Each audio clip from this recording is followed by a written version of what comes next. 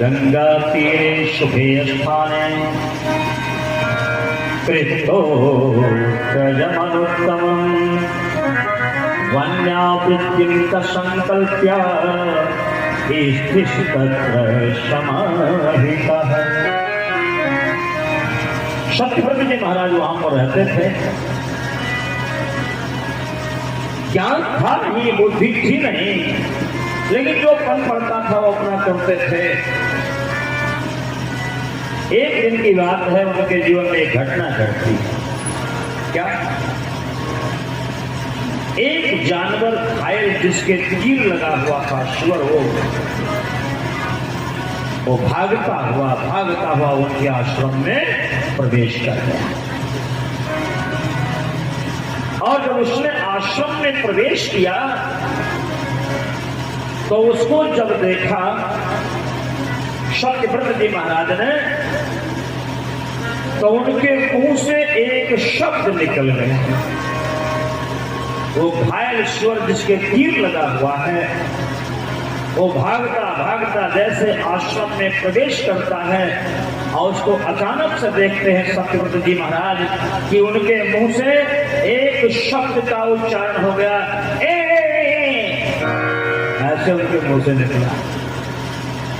जब वो देखा उसको जाता हो तो उनके मुंह से निकला ऐसे निकला। और जानते हो ये एम क्या है?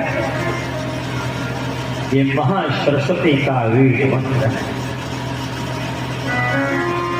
जब नहीं किया था उन्होंने माला लेकर के, लेकिन अनायास ही मुंह से निकल गए। तो उसका फल क्या हुआ? वो स्वामी जी कहते नहीं कि भाए कुभाए अलख आलश हो, नाम जपत मंगल दिशि दर्शन हो। भाए कुभाए अलख आलश हो, नाम जपत मंगल दिशि दर्शन हो, नाम जपत मंगल दिशि दर्शन। इन प्रकार अगर आपके मुख से वो पावन मंत्र निकल जाता है, उनका नाम निकल जाता है, तो तुलसी अपने राम का रिधि भजो चाहे खेत पड़े पर जामी है उल्टे सीधे की। सत्यव्रत जी ने जब देखा वो घायल ईश्वर जिसके तीर लगा हुआ है आश्रम में प्रवेश कर जाता है, तो उनके मुख से हैं निकल गया। वो ऐं महासरस्वती का वीर मंत्र था। और जैसे मुंह से ऐं शब्द का उच्चारण होता है कि माता सरस्वती की कृपा उनके ऊपर बरसनी प्रारंभ हो जाती। वो विवेक उनके भीतर पता नहीं कहां से जागृत हो गया।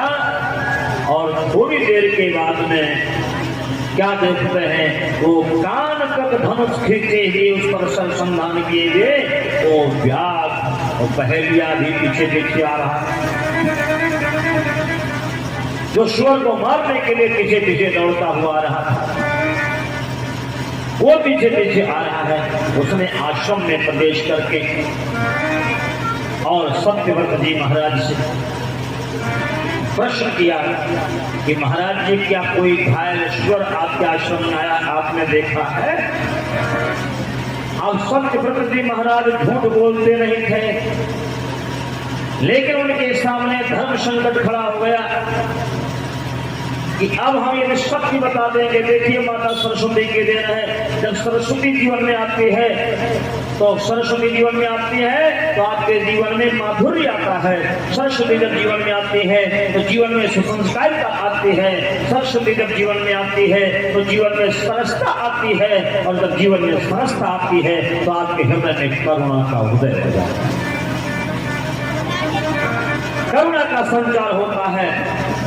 अब सत्यव्रत जी के भीतर करुणा का संचार हुआ मां जगदम्बे की कृपा से, मां सरस्वती की कृपा से। अब वो सोच रहे हैं कि अगर मैं झूठ बोलूंगा तो मेरी इतने दिनों की तपस्या प्रतिज्ञा खंडित हो जाएगी सत्य बोलने की, और अगर मैंने सच कह दिया कि हाँ इधर गया है तो ये बहेलिया उस जानवर की हत्या कर देगा और उसकी मृत्यु का पाप मुझे लगेगा, क्योंकि उसकी मृत्यु का कारण मैं बनूंगा। इसलिए सत्यव्रत जी महाराज धर्म संकट में पड़े थे कि सत्यम न सत्यम खलु यत्र हिंसा दयान्वितं चान्वितमेव सत्यम हितं नराणां भवति हयेन तदैव सत्यम न कथान्यथैव। वो सोच रहे आखिर में बोला धर्म का अनुपालन कैसे हो, और ऐसे समय में ही मित्रों विवेक की आवश्यकता बढ़ती है। सत्य माने वो नहीं है जिसको हम शब्दों के दायरे में कैद रखना चाहते हैं। सत्य वो है जो हमारे जीवन के उद्देश्य के साथ संयुक्त है, उसकी रक्षा कीजिए। अब यहाँ उद्देश्य उस जीव की, उस प्राणी की रक्षा, इसलिए अब तो सत्य के दायरे को हमें विस्तार देना पड़ेगा। सत्य को शब्दों में हम कैसे बांध सकते हैं मेरे मित्रों। अब ऐसे में मां सरस्वती की जो कृपा हुई उसके पश्चात उनके भीतर के सुषुप्त विवेक का जागरण होता है, और तत्काल मां जगदम्बे की कृपा से, मां सरस्वती की कृपा से उनके भीतर का विवेक जागृत होता है। एक निर्णय उनके भीतर आता है। उन्होंने बड़ा सुंदर जवाब दिया। जब बहेलिया ने पूछा महाराज जी इधर कोई घायल सुअर गया जिसके तीर लगा है, कोई जानवर गया? अब महर्षि सत्यव्रत जी क्या जवाब देते हैं, बड़ा सुंदर। या पश्यति नसा ब्रूते या ब्रूते सना पश्यति अहो व्याध स्वकार्यार्थिना किम पृच्छामि पुनः पुनः। सत्यव्रत जी महाराज ने कहा, ऐ बहेलिए, ऐ व्याध, तू क्यों बार बार पूछ रहा है? किम पृच्छामि पुनः पुनः, क्यों बार बार पूछ रहा है? इधर कोई जानवर गया, इधर कोई जानवर गया है। सच्चाई तो ये है कि या पश्चाति नशा ब्रूते और या ब्रूते सना पश्यति, अर्थात जिन्होंने देखा है वो बोलते नहीं है, और जो बोलते हैं उन्होंने देखा नहीं है। जब सत्यव्रत जी महाराज ने कहा कि जिन्होंने देखा है या पश्चित नशा ब्रूते, जिन्होंने देखा है वो बोलते नहीं है, और या ब्रूते सुना पश्चित, जो बोलते हैं उन्होंने देखा नहीं है, तो बार बार काहे पूछ रहा है, परेशान कर रहा है। बहेलिया समझ नहीं पाया, बेचारा धनुष बाण लेकर के आश्रम से वापस हो गया।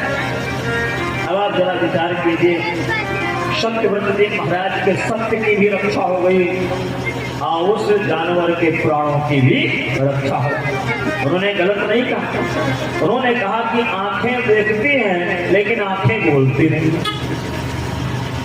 या पश्चित नशा बोलते, आंखें देखती हैं लेकिन आंखें बोलती नहीं, और मुंह बोलता है। या रूपेश सना पश्चित, मुंह बोलता है लेकिन मुंह ने देखा नहीं।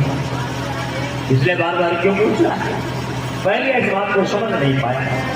ये विवेकशीलता जब सत्यव्रत जी महाराज के भीतर आती है, उनके भीतर ज्ञान का उदय होता है, जिसके द्वारा माता सरस्वती की परम कृपा के बाद